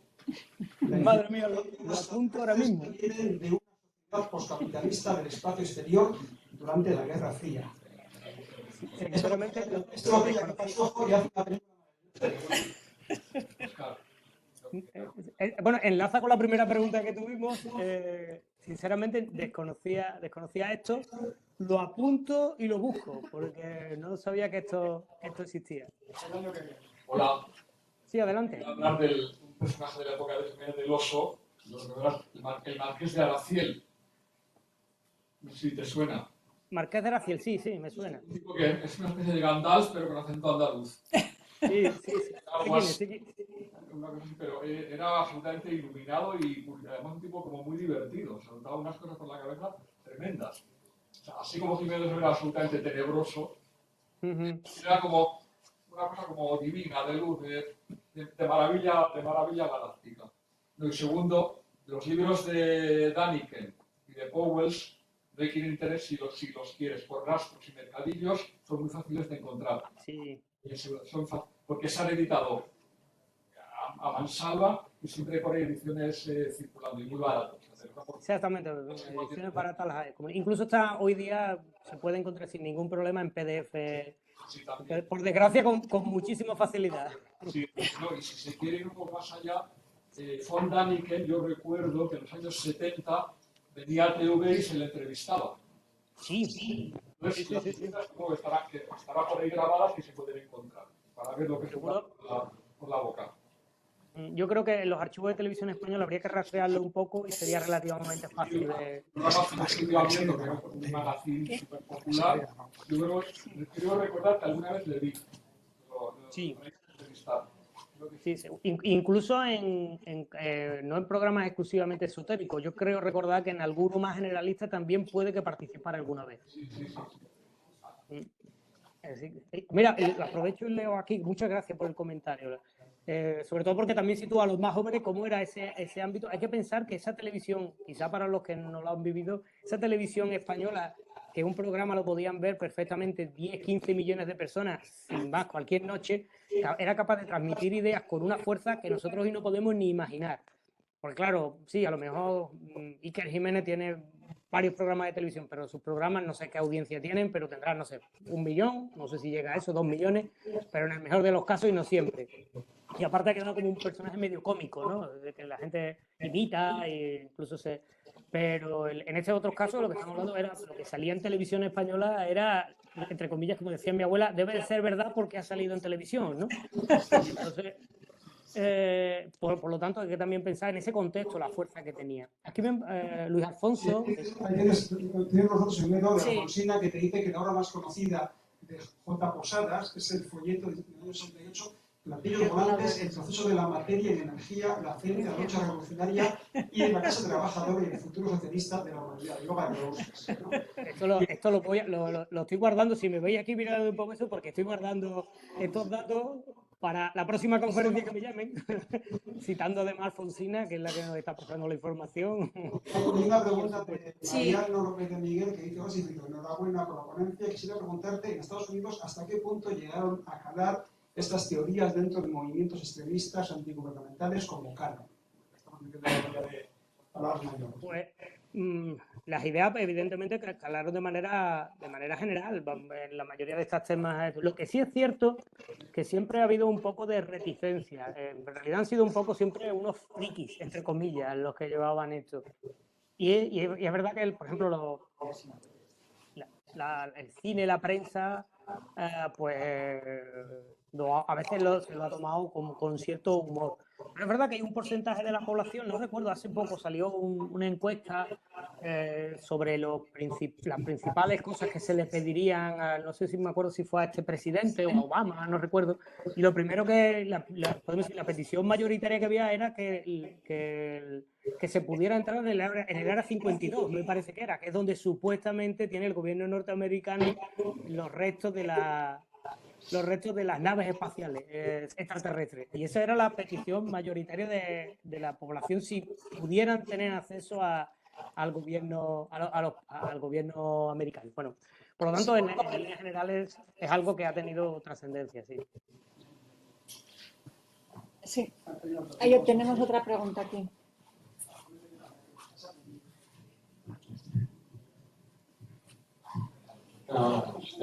Quizás no tan entretenido como hablar de aliens, pero ¿se podría hablar de que estamos en un periodo de particularmente violento antiintelectualismo o simplemente es un momento más de un proceso largo que se repite de vez en cuando y ya está? Y hablando de eso, del ataque antiintelectualista, que muchas veces se puede camuflar como eso, como humor, ¿no? Como nadie toma en serio a Iker Jiménez porque es un cómico, porque es un personaje, pero bueno, sus ideas ahí están, ¿no? Las suelta y te las puedes tomar en serio, ¿no? Y ante eso, ¿qué puede hacer la comunidad académica? No estoy planteando, obviamente, que nosotros podamos hacer nada como individuos, pero se podría reflexionar sobre qué puede hacer la comunidad académica ante estos constantes ataques. Y, bueno, lo que tú dices, basura, no vale para nada esta información. Bueno, no sé, te escucho, pero no te veo. Sé que estás ahí al fondo. Te agradezco la pregunta. Sí, te agradezco la pregunta y sobre todo la reflexión, ¿no?, que hace. La primera parte me llamó la atención, como he señalado aquí, Hofstadter, como ya en los años 60 publica un libro al respecto de ese antiintelectualismo, que es una cuestión muy importante en la sociedad norteamericana, que además se ha perpetuado a través de los productos culturales que tienen. Sobre todo hay que imaginar esa idea del friki, ¿no?, de cómo el inteligente, el que estudia es el fracasado, ¿no?, y el triunfador es podemos decir, el capitán, el quarterback del equipo de fútbol americano, ¿no? Ese es el triunfador, ¿no?, el antiintelectual. Y cómo es algo, podemos decir, que ha ido creciendo y que además cada cierto tiempo tiene como un gran desarrollo, ¿no? Ahora, por ejemplo, quizás en este tiempo, entre una lucha entre una cultura de masa muy empobrecida, como la que pueda ofrecer, no sé, reggaetón, o otro tipo de cultura de masas, ¿no? Bueno, no es cuestión de juzgarlo, pero sí por lo menos tenerlo en cuenta como la simplicidad, la vacuidad, lo alejado podemos decir, de lo intelectual, triunfa frente a lo elaborado.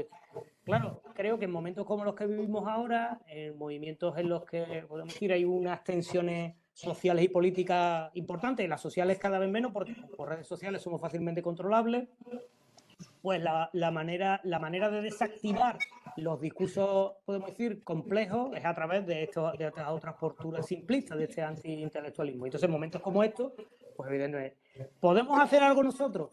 Yo doy esta conferencia por eso. Doy esta conferencia porque creo que sí, porque yo tengo la percepción o la idea de que cada vez que participo en este tipo de actividades, un porcentaje alto de los que me estáis escuchando o que me estáis viendo, os vais reflexionando al respecto, y sobre todo es convertir en agentes de capacidad de reflexión, en el sentido de que cuando estéis en vuestro ámbito y vuelva a surgir este tema, os he armado para que podáis, podemos decir, entre comillas, utilizar recursos contra ese tipo de planteamiento. Es decir, no necesitáis, porque hasta ahora el problema que nos plantean este tipo de personas es: no, demuéstrame que las pirámides no las construyeron extraterrestres. No, mire usted, no, demuéstrame tú quiénes son los extraterrestres, cómo vinieron. Entonces, por lo tanto, y por qué, y sobre todo, si alguien defiende estas ideas, decirle: mira, que sepas que estás defendiendo estas ideas de la misma manera que estás defendiendo que te crees que eres superior, que estás defendiendo unas ideas que son xenófobas, que son racistas. Y hay mucha gente que solo por ese hecho igual se retraen a la hora de hacerlo.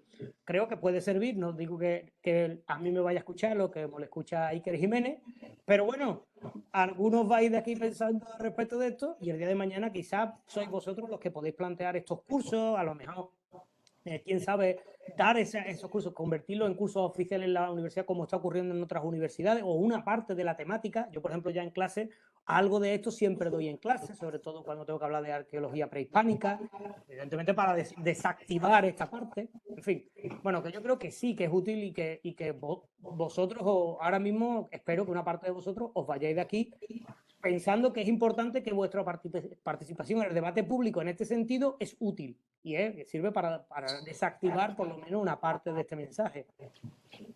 Sí, mira, ha habido lo que has comentado, es decir, viendo el periódico Diario de Burgos, publicado ahora mismo, ¿no? Nos han contraprogramado una conferencia y el invitado pone: invitado estrella de los programas televisivos del periodista Iker Jiménez y uno de los escritores con mayores ventas.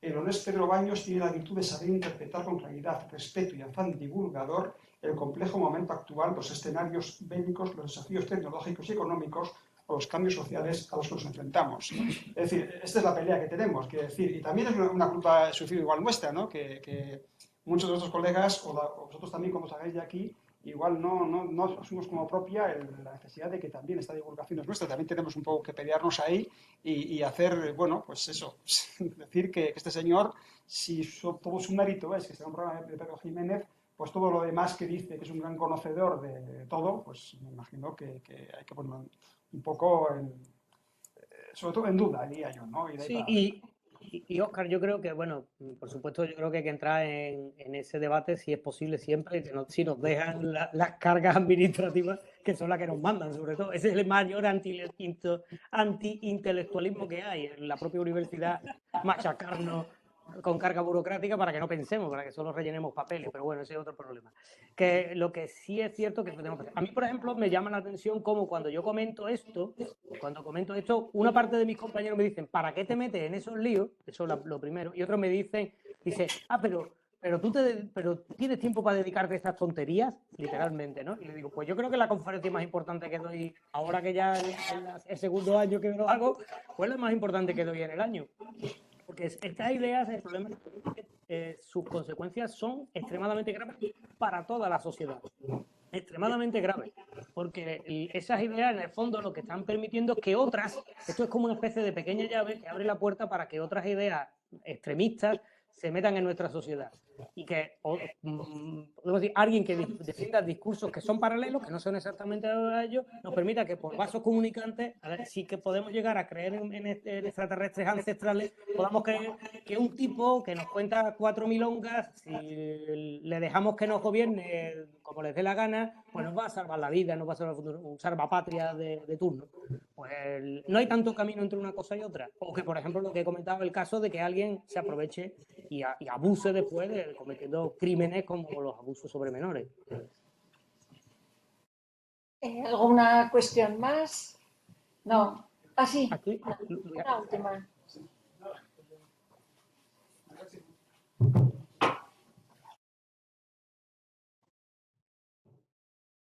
Pues, aparte de la década de los 60, aparte de todos los movimientos contraculturales y todo esto, ¿podríamos sumar a la proliferación del uso de drogas alucinógenas al hecho de que la gente creyese en estas teorías o que de repente el avistamiento de ovnis se convirtiese en una nueva especie de fenómeno como de avistamientos marianos? O sea, ¿cómo podríamos entender esto? ¿Hay una relación o ninguna? Hombre, yo creo que en el contexto social del que estamos hablando, evidentemente habría que tener en cuenta esa parte de las sustancias alucinógenas que permiten ver cosas que no están dentro de la realidad. Yo creo que eso. Hombre, lo que simplificarlo a solo eso, evidentemente no. Pero creo que sí, que sería interesante meter también que formara parte del discurso, sobre todo en ese periodo inicial de los años 60, en el que también hay una búsqueda podemos decir, de alternativa entre un mundo al que la gente joven no le gusta. Además hay que tener en cuenta que los años 60 y 70 es el momento en el que hay más gente joven en el mundo en la historia, es decir, porcentualmente es cuando más gente joven hay, con capacidad de manifestarse y a que su mensaje llegue a diferentes lugares, por la cultura popular, ¿no? por la cultura pop.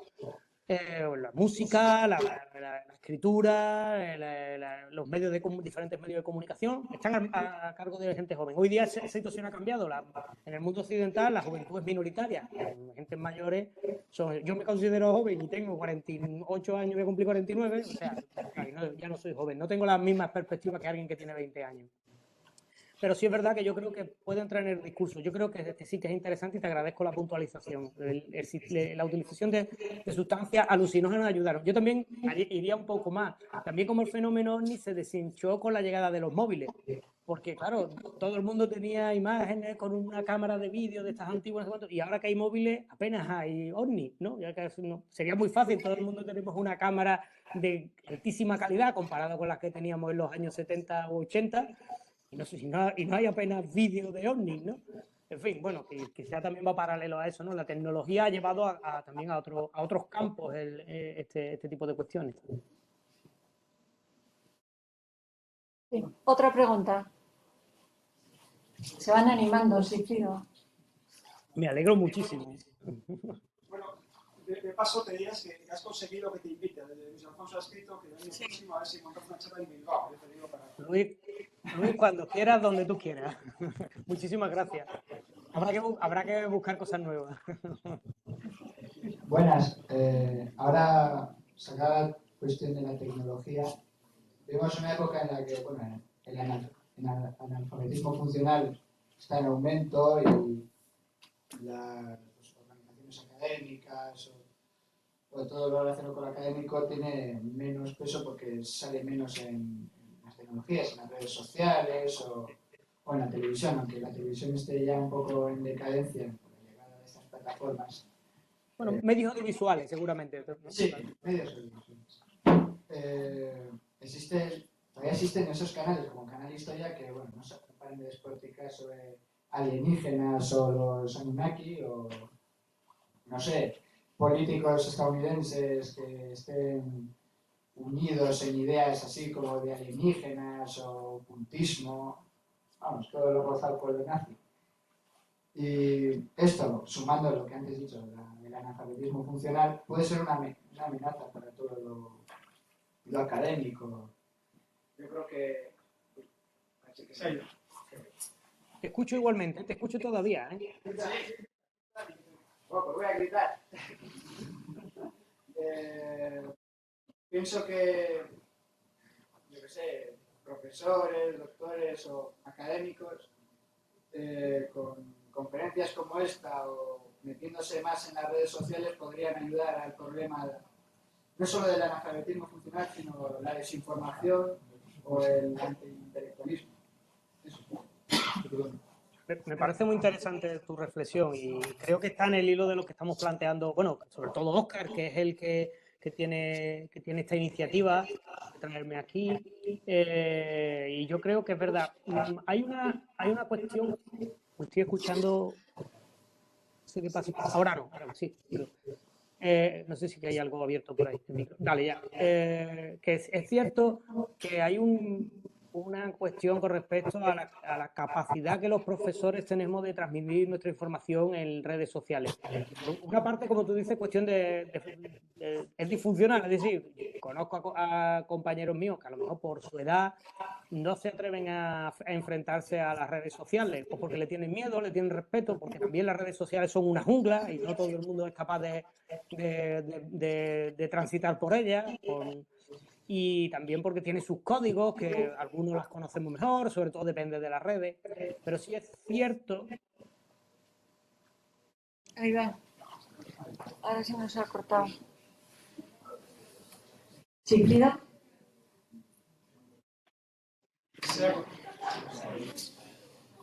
Bueno, pues una pena no podernos despedir de él, pero con esto acabamos y gracias por vuestras intervenciones.